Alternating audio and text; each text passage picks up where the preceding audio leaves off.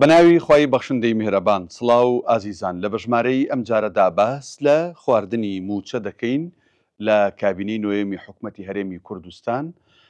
بێگومان کابینەی نوێمی حکوومەتی هەرێمی کوردستان لە دەی حوتی ساڵی 2019 دەست بەکار بوو، دەبواە لە دەی حوتی 2023 کۆتایی بەهاتایە، بەڵام ئەوە تقریبەن 2 ساڵە بێ ئەم کابینەیە کاربڕێکەرە و کۆتایی هاتوو. بزانین لە ماوەی کابینەی نۆدا چەند موچەی موچەخۆران خوراوە.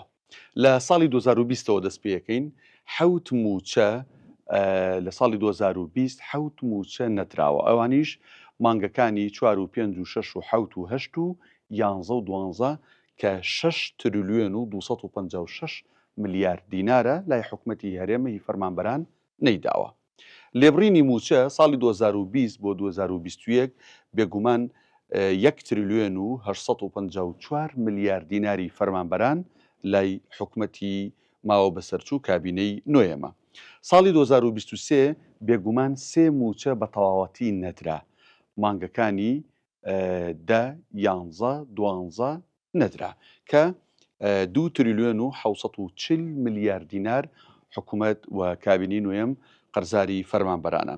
لە ساڵی 2024 یەک موچە نەدراوە بوو، موچەی مانگی 12 زۆر بە هێواشی و زۆر بە بێدەنگی وەک ئەڵێ نەدرا، لە کاتێکدا بەغدا 441 ملیارد دیناری ناردەبوو، وتیەوەی تری لەبەروی داهاتی ناوخۆتان وەک پێویست ڕادەست نەکردووە، فەرمونون لە داهاتی ناوخۆ پڕیکەنەوە، بەڵام حکوومەت هێرێم 441 ملیارەکەشی وەرگرت، بەڵام موچەی پار موچەی مانگی 12 ساڵی 2024 دابەش نەکرد کە 999 ملیار دینار دیسانەوە هی فەرمانبەران لای کابینەی نوێمی حکوومەتی هەرێمە.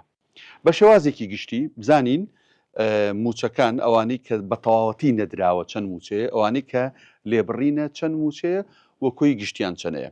بێگومان ژمارەی موچەی خوراو کە بە هیچ جۆرێک 1 دینار نەدراوە بە فەرمانبەران 11 موچەیە بە تەواوەتی نەدراوە بە فەرمانبەران. یعنی ئەگەر فەرمانبەرێک 1 ملیۆن دینار موچەکەی بێ 11 ملیۆن دیناری ئەو 11 مانگەی لای کابینەی نوێمە کە کۆی گشتێکی 10 تریلیۆن و 4 ملیارد دینار حکوومەتی هەرێم کابینەی نۆ قەرزاری فەرمانبەرانە.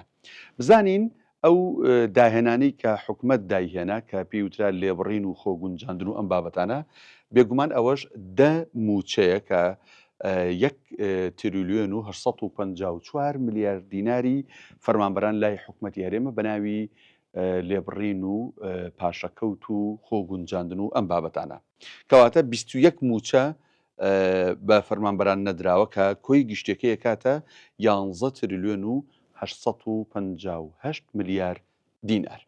ئەمەی کە باسمان کرد تەنها لە کابینەی نوێیە بێگومان، ئاژینەکە بگەڕێنەوە بۆ کابینەی هەشت کە لە ساڵی 2014 و 15 و 16ەوە ئیتر قەیرانی دارایی بەرەوکی هەرێمی کوردستانی گرت بەهۆیەوەی کە حکوومەتی هەرێم سەر بەخۆیانە نەوتی فرۆشت، ئەوە زۆر لەو ژمارانە زیاتر موچەخۆران موچیان لای حکوومەتی هەرێمی کوردستان. ئەوەی باسمان کرد تەنها خواردنی موچە بوو لە کابینەی نوێە.